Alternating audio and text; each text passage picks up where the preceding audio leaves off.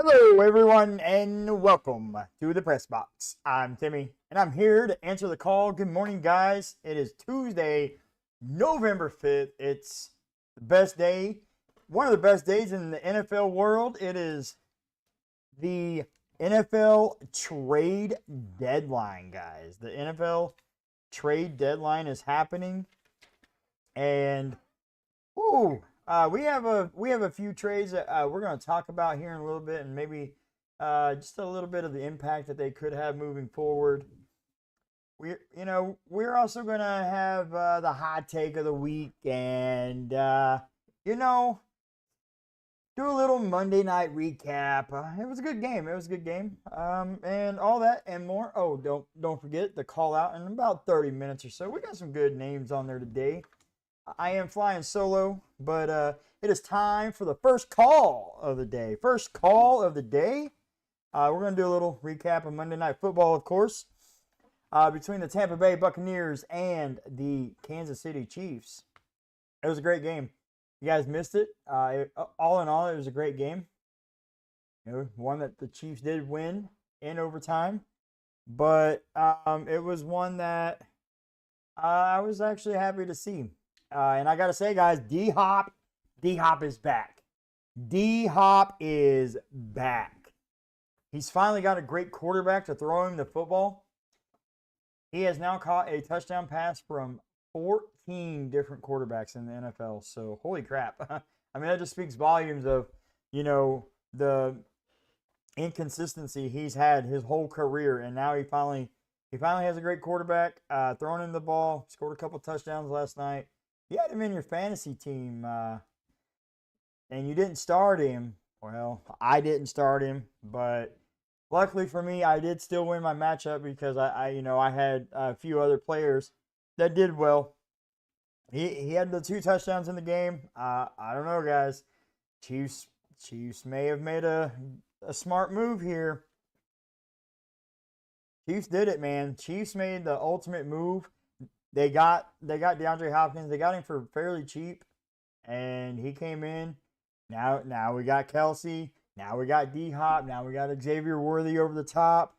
And guys, the Kansas City Chief offense is looking a little scary. All other 31 teams should be a little worried. I know Halloween is over, but the Kansas City Chiefs are still looking a little scary right now. Baker Mayfield had a good game for what it's worth and what he dealt with. Didn't have his top 2 superstars in the game. So, not a lot can be expected. But Baker tried to put the team on the back, and, took the game to overtime.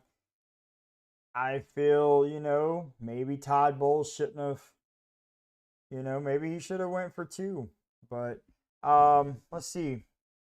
I give Baker a lot of credit. He played hard without his top 2 playmakers, but in the end, Chiefs were just a little too much. I know this game was close, but Chief fans have nothing to worry about. This is still the team to beat in the AFC. Okay, and if you've noticed, other teams are going out and making those moves. Getting a Dante Johnson, getting an Amari Cooper, trying to get an edge rusher here, trying to get a piece there. All these teams are making these moves to try to keep up with the Chiefs. And speaking of, don't be surprised if the Chiefs are working on a deal as I speak right now. So we don't know, what's going to happen. It is the NFL trade deadline, so a lot of breaking news is going to happen. A lot of trades. I've heard that the Chiefs have been maybe working. They want another pass catcher.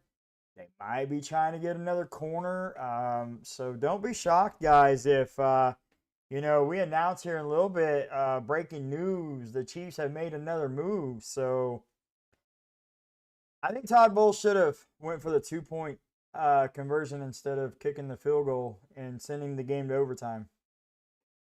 When you're going against somebody like Andy Reid, Pat Mahomes, and that offense, you don't want to give them any extra time.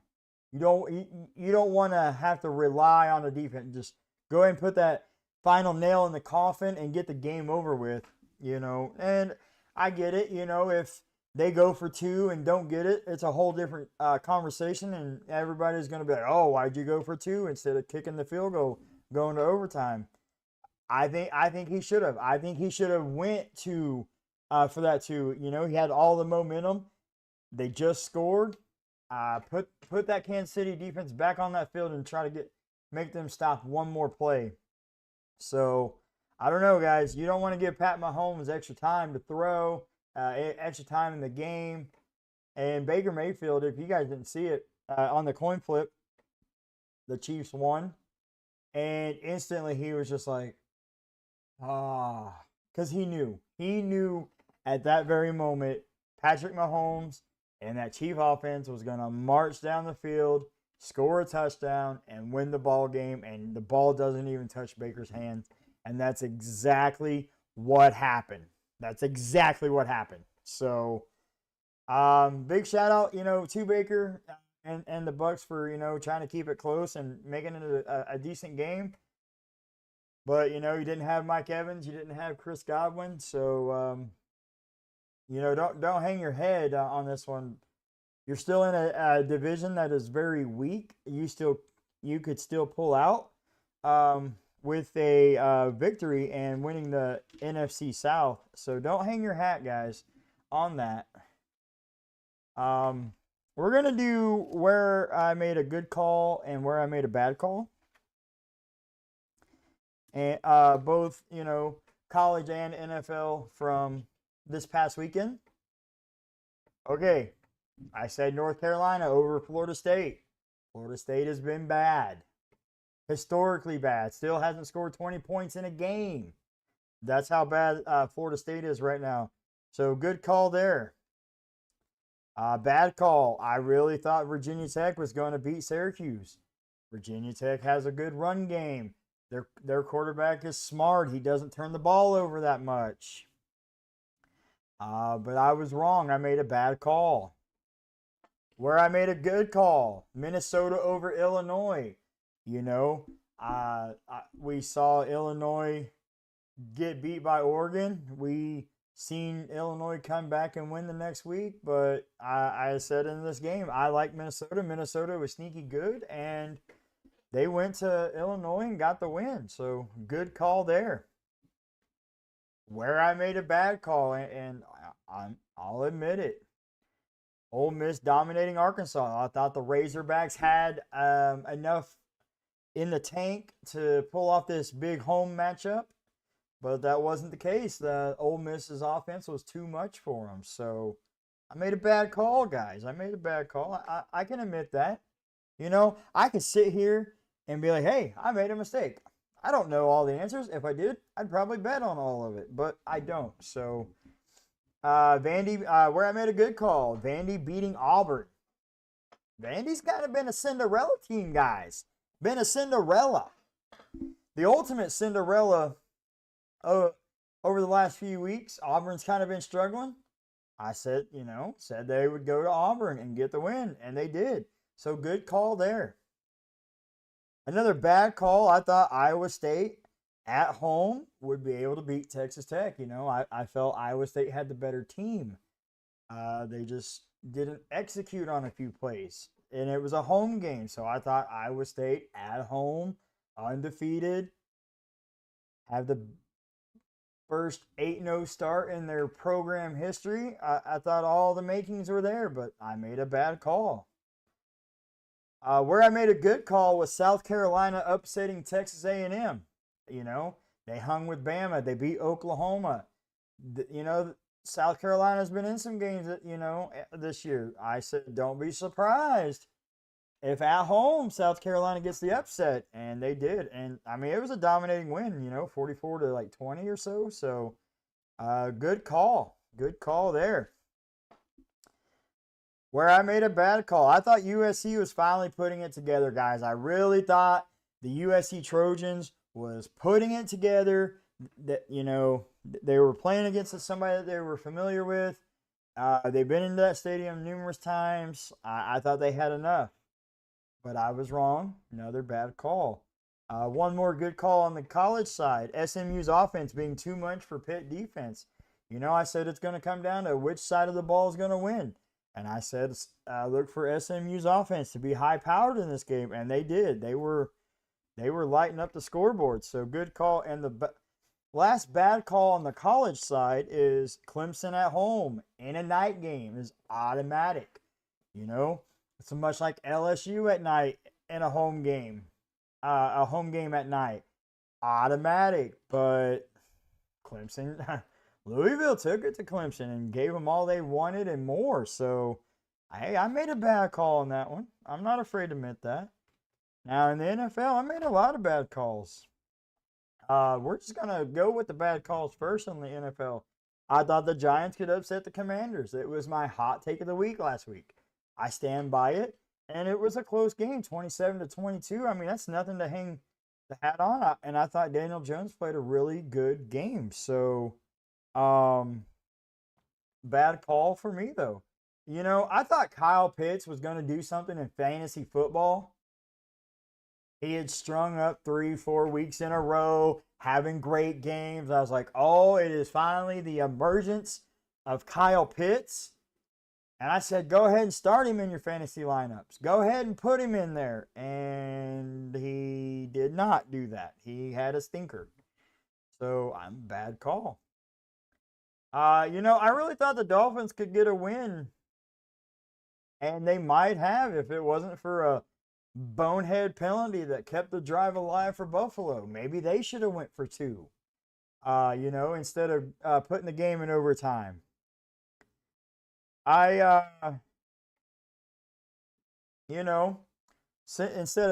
of sending the game to overtime, letting Buffalo go down and kick a field goal. Maybe the Dolphins should have said, "Hey, I'm gonna put that final nail in the coffin." Maybe they shouldn't have had that bonehead play. Maybe they would have won. So, unfortunately, that means another bad call for me. Another bad call. The Saints should dominate the Panthers. I said it. Steven said it. I'm sure most of America said it. But yet they lose 23-22.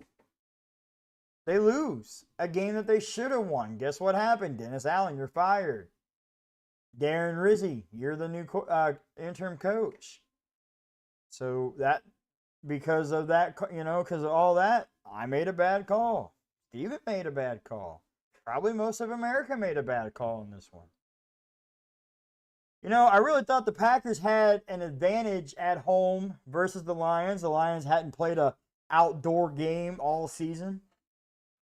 And those big bad Lions just came in and bullied the Packers and told them it doesn't matter if it's 50 degrees, raining, we're going to come in and we're going to get the win.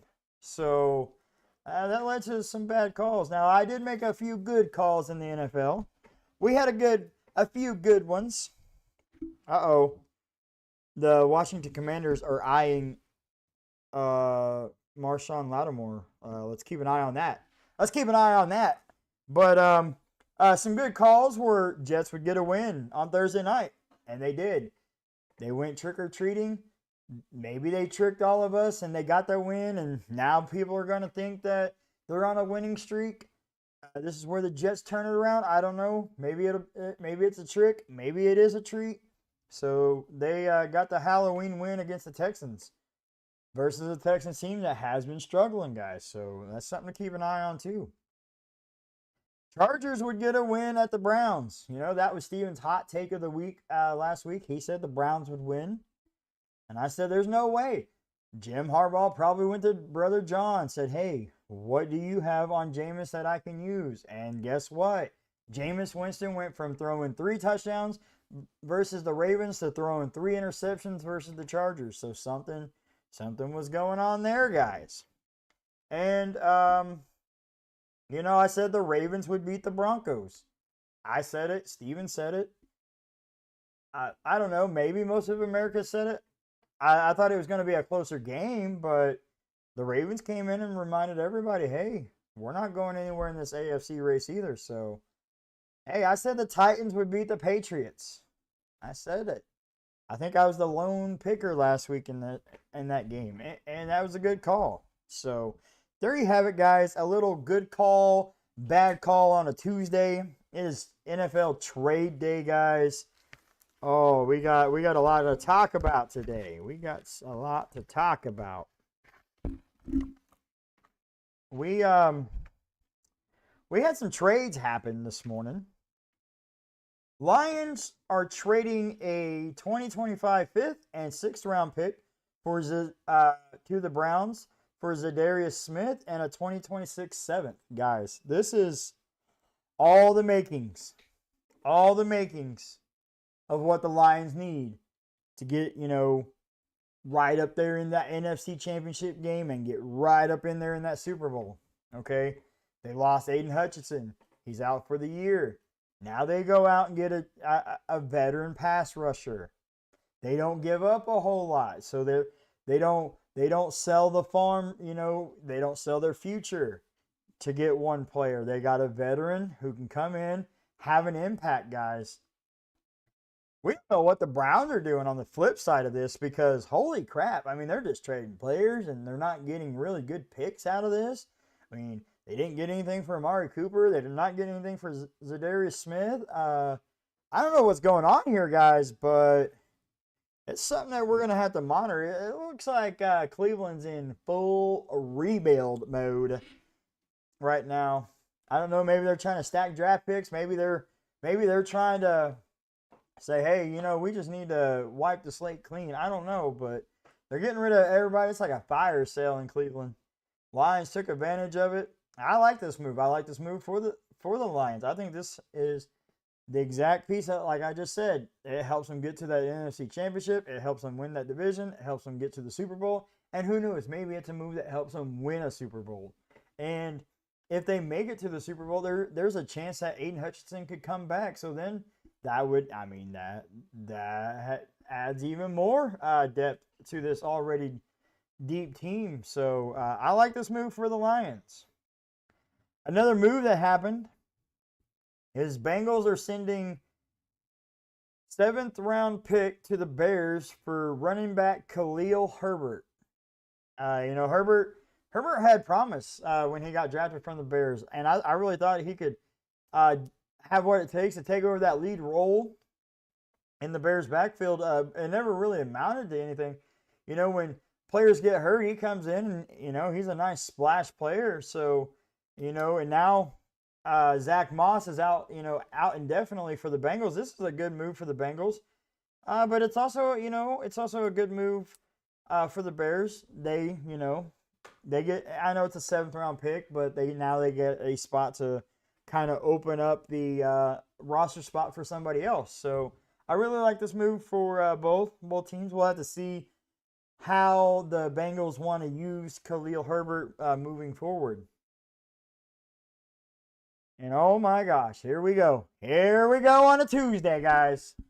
Dallas Cowboys. We got news. We got news on the Cowboys. The Dallas Cowboys are sending a 2025 4th round pick to the Carolina Panthers for Jonathan Mingo and a 2025 7th.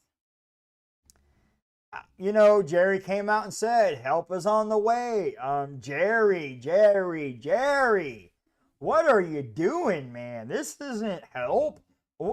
How is he going to help you? You already have a good passing game. Where you struggle is a run game.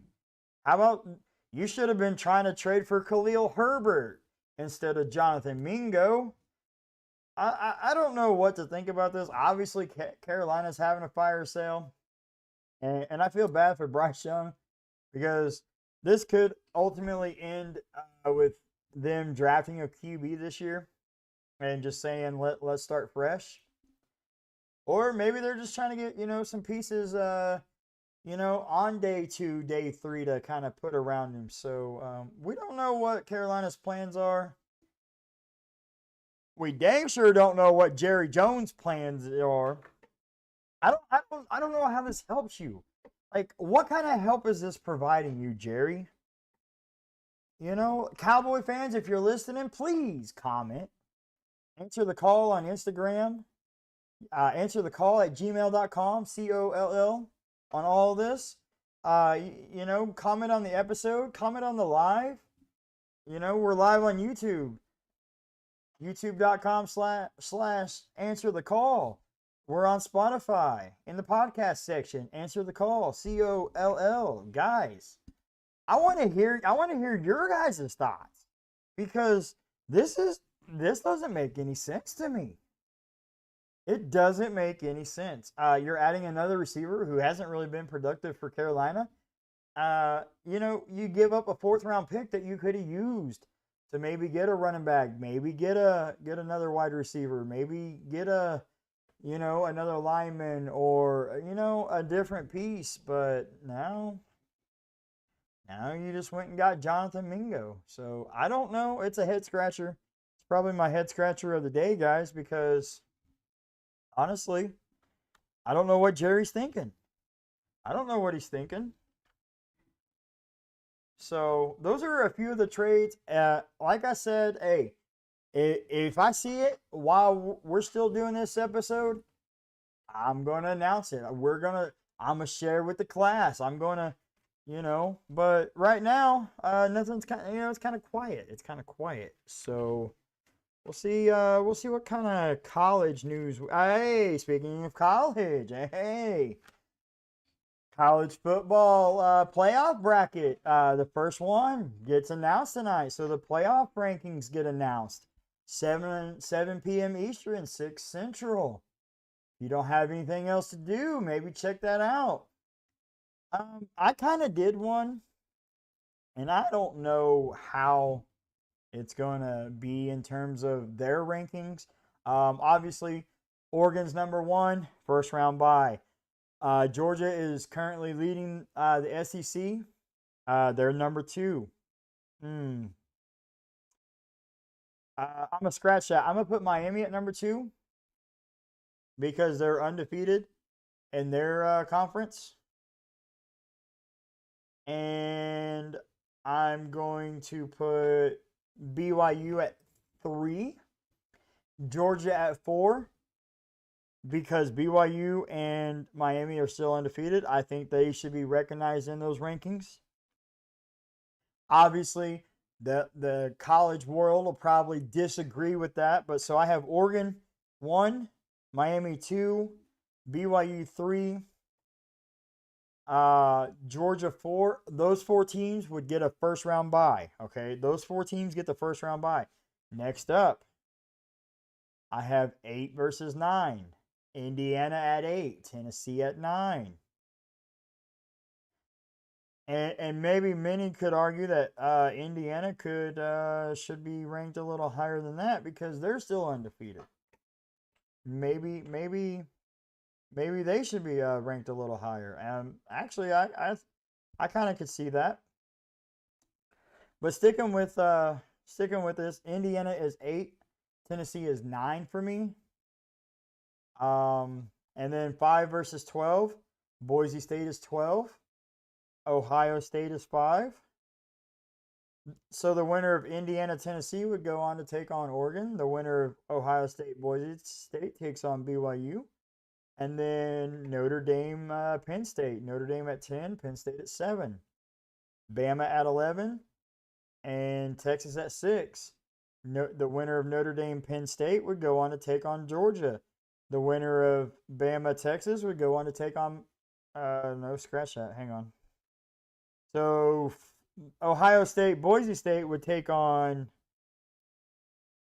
Miami. Nope. BYU, still, nope. Yeah, BYU. I've done messed this bracket up, guys. Anyway, the rankings are Oregon's 1, Miami's 2, BYU 3, Georgia's 4, Ohio State 5, Texas 6, Penn State 7, Indiana 8, Tennessee 9, Notre Dame 10, Bama 11, and Boise State at 12. So that would be my college playoff bracket rankings right now.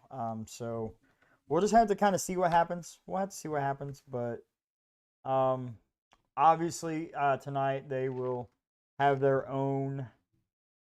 They will have their own little segment, and I'm sure Bama will be ranked higher than they should, and Ohio State will probably be ranked higher than they should. But you know, that's a wonderful thing about it is I can have my opinion, they can have theirs. Oh man, guys, I'm gonna go ahead and do the call out section. It's time for the call out, guys, where I'm gonna call you out, whether it's a good call or a bad call. I've been trying to think of a different way to separate a good call versus a bad call out because when people hear the word call out, they automatically think bad. So I've been kind of working on it. If you guys have any suggestions, I'd love to hear it. Um, First up is a good call out for Mr. Kurt Signetti. Has most wins at Indiana in first year as head coach with 9. Kurt, man, what are you doing? Hey, good job, bud. You have the most wins in the first year in Indiana history. You're undefeated. You're bringing a whole new winning culture to this program that they're not used to. I'm for it. Keep doing what you're doing. Keep getting those wins. Let's see how well your team does in the college football playoffs. And actually, I think all mine are good today. I should probably go ahead and point that out, that all of mine are going to be good. Next up is Marion Hampton for North Carolina. Marion Hampton. He had 35 touches, 265 yards, total yards, and 5 TDs in the win versus Florida State. Now, they won 35-11. So, if my math is mathing right, he scored all their touchdowns.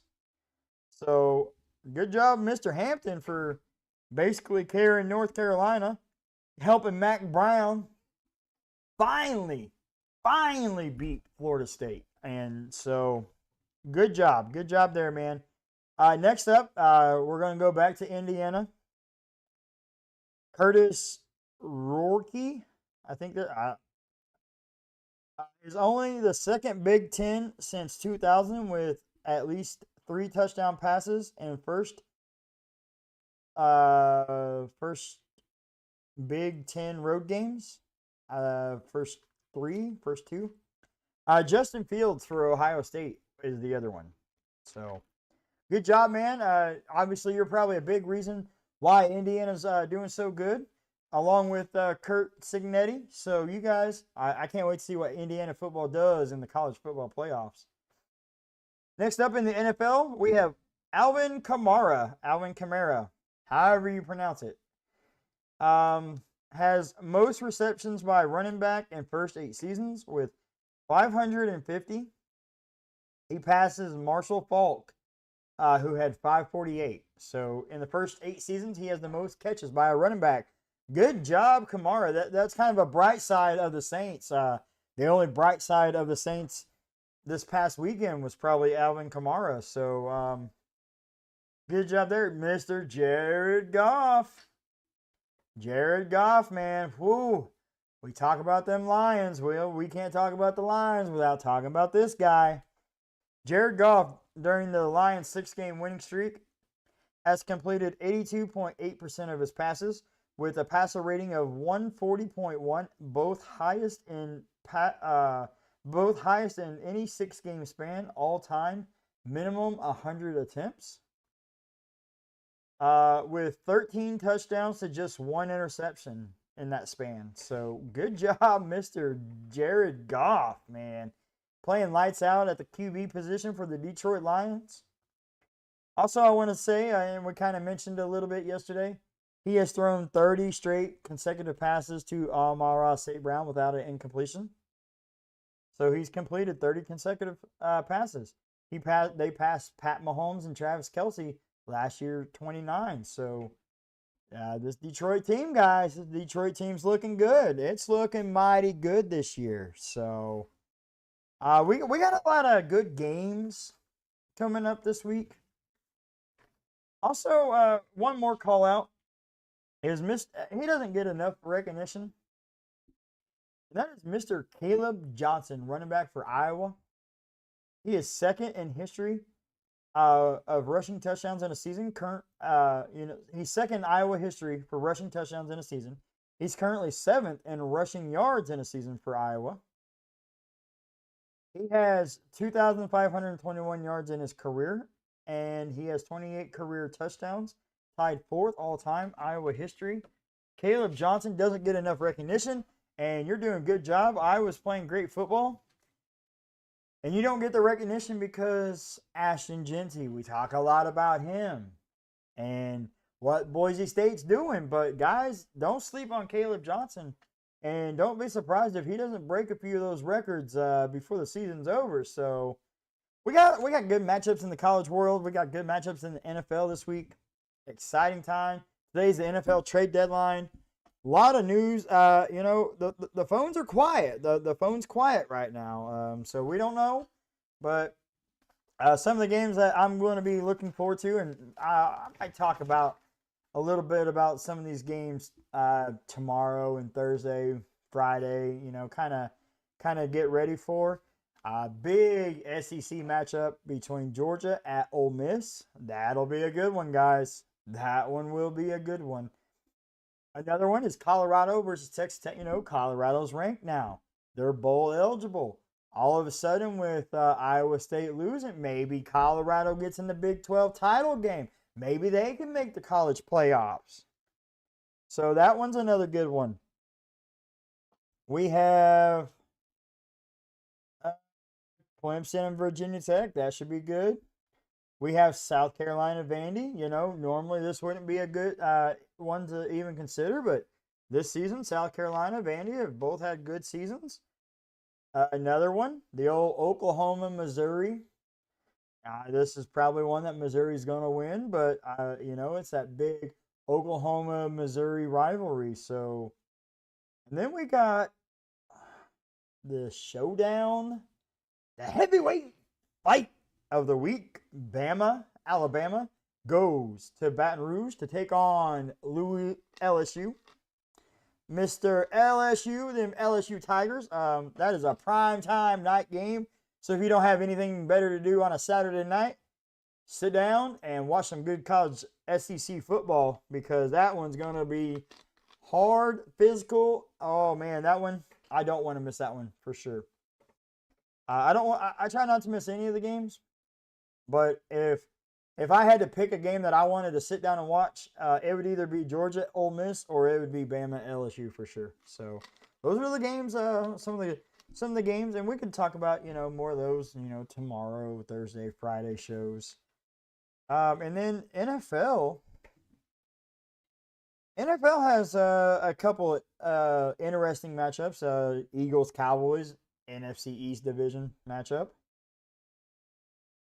The Giants and Panthers, battle of the crappy teams in the NFL. It's a game in Germany. Maybe Roger Goodell doesn't let the loser back into the United States. I'm kidding, but that would be funny. To start the week, we have big AFC North matchup between the Bengals and the Ravens. Lions, Texans, that could be a good one.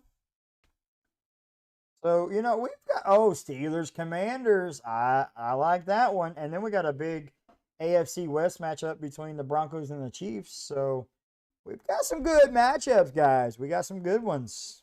So, we, it's week 10 in the NFL, week 11 in college. We've got some good ones. After last night, it looks like Steven won 9-6. I finished 8-7, and our listener finished 8-6. So that is how we stacked up against each other last week. We have the hot take coming up. Oh, it's a good one. Ooh, is it gonna be a good one? I'm excited, guys. I was hoping to kind of see some breaking news happen. We have until 4 p.m. Eastern, so 3 p.m. Central, to get some deals done. I'm not seeing a whole lot going on right now. All right, so we're going to go to the